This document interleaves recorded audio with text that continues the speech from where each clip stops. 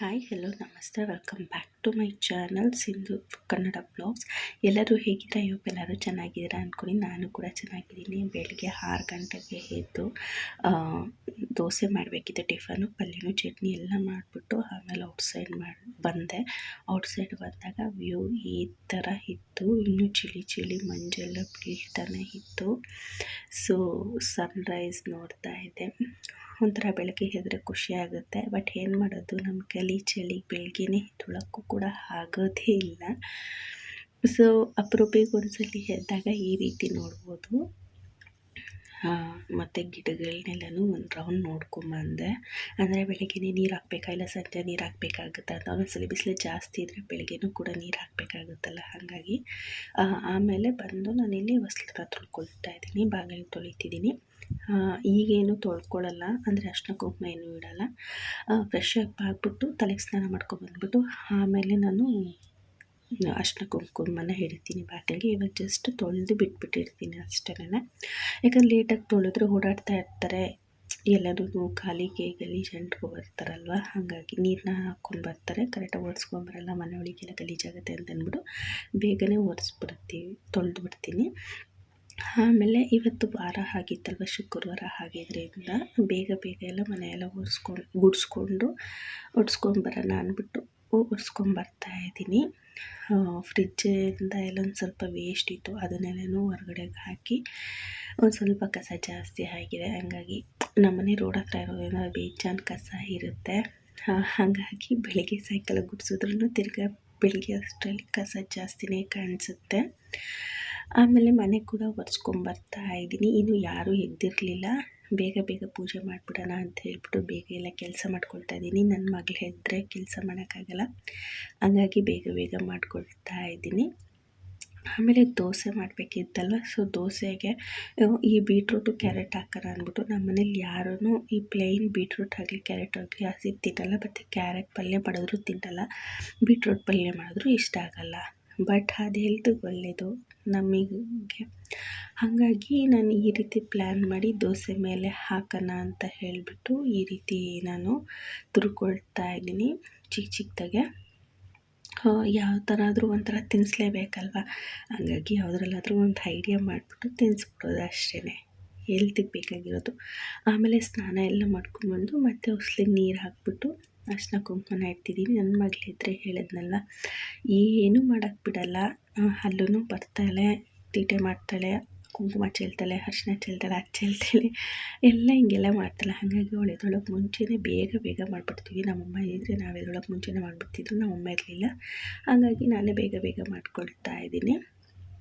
So ಸಿಂಪಲಾಗಿ ಅರ್ಶಿನ ಕುಂಕುಮ ಇಟ್ಟು ರಂಗೋಲಿ ಹಾಕ್ಕೊಳ್ತಾ ಇದ್ದೀನಿ. ಮತ್ತು ಹೊರಗಡೆನೂ ಕೂಡ ಹೋಗಬೇಕಿತ್ತು ಊರಿಗೆ, ಹಾಗಾಗಿ ಸಿಂಪಲಾಗಿ ಹಾಕ್ಕೊಳ್ತಾ ಇದ್ದೀನಿ. ಮತ್ತು ಬರೋ ಗಂಟ ಅದು ಇರೋದು ಇಲ್ಲ, ಹಾಗಾಗಿ ಪೂಜೆ ಮಾಡೋ ದಿನವೇ ರಿಸ್ಕ್ ಆಗುತ್ತೆ. ಯಾಕಂದರೆ ಬೆಳಗ್ಗೆನೇ ಮಾಡಬೇಕಾದ್ರೆ ಅಂತೂ ತುಂಬ ರಿಸ್ಕ್ ಆಗಿಬಿಡುತ್ತೆ. ಸಂಜೆ ಆದರೆ ಆರಾಮಾಗಿ ಕೆಲಸ ಮಾಡ್ಕೊಬೋದು. ಒಂದು ಕಡೆ ಒಂದು ಗಾಬರಿಗಳು ಎದ್ಬಿಡ್ತಾಳೆ ಬೇಗ ಮಾಡೋಕ್ಕಾಗಲ್ಲ ಅಂತ. ಹಿಂಗಿಟ್ಕೊಂಡು ಮಾಡಬೇಕಂದ್ರೆ ನಮಗೂ ಕೂಡ ನೆಮ್ಮದಿ ಇರಲ್ಲ ಪೂಜೆ ಮಾಡೋಕ್ಕೆ. ಮಕ್ಕಳಿರೋ ಮನೇಲಿ ಆಲ್ಮೋಸ್ಟ್ ಅಲ್ಲಿ ಹಿಂಗೆ ಅನಿಸುತ್ತೆ. ಬಟ್ ಏನು ಮಾಡೋಕ್ಕಾಗಲ್ಲ, ಮಾಡಬೇಕು.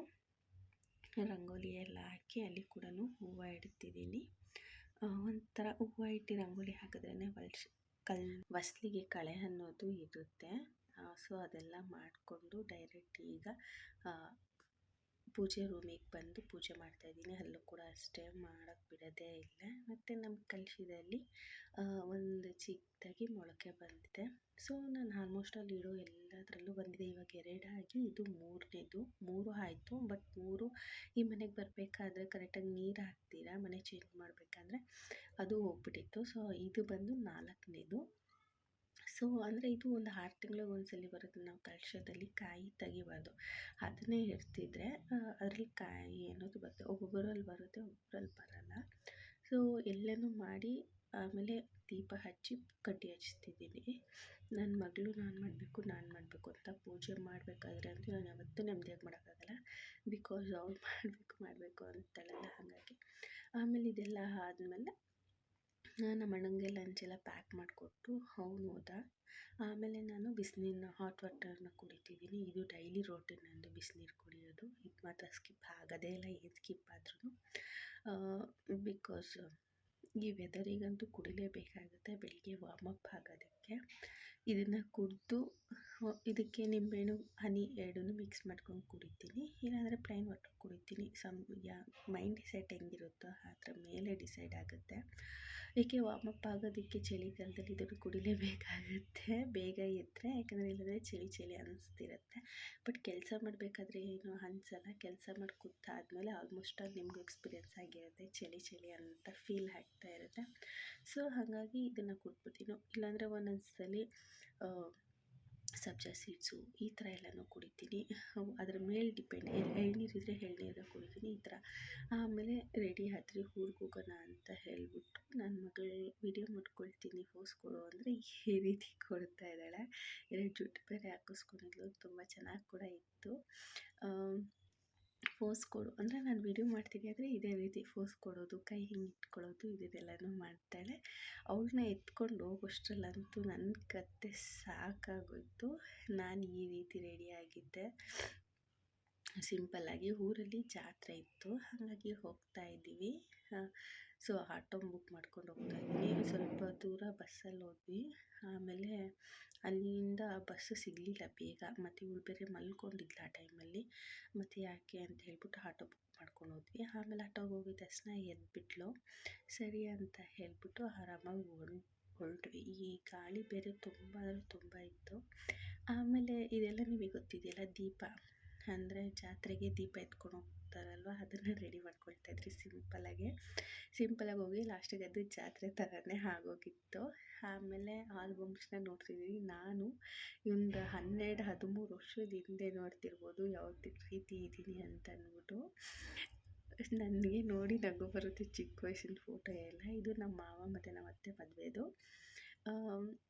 ಎಲ್ಲ ಕಡೆಯೂ ನಾನೇ ಇದ್ದೀನಿ ಆಲ್ಮೋಸ್ಟ್ ಅಲ್ಲಿ. ನಮ್ಮ ಫ್ಯಾಮಿಲಿ ನೋಡಿದ್ರೆ ಫಸ್ಟ್ ನಗು ಬರುತ್ತೆ ನನಗೆ. ನಮ್ಮ ನನ್ನ ನೋಡಿದ್ರೆ ಜಾಸ್ತಿ ನಗು ಬರೋದು.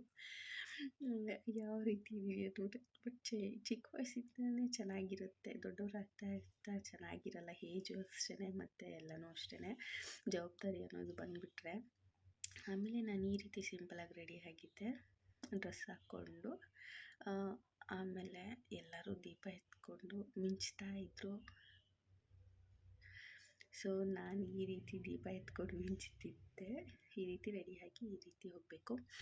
ರಾತ್ರಿ 11 ಗಂಟೆಯಿಂದ ಸ್ಟಾರ್ಟ್ ಆಗುತ್ತೆ, ಬೆಳಗ್ಗೆ 4 ಗಂಟೆ ಮುಗಿಯುತ್ತೆ, ನಿದ್ದೆ ಇರಲ್ಲ. ಸೊ ಎಂಜಾಯ್ಮೆಂಟ್ ಅಂತೂ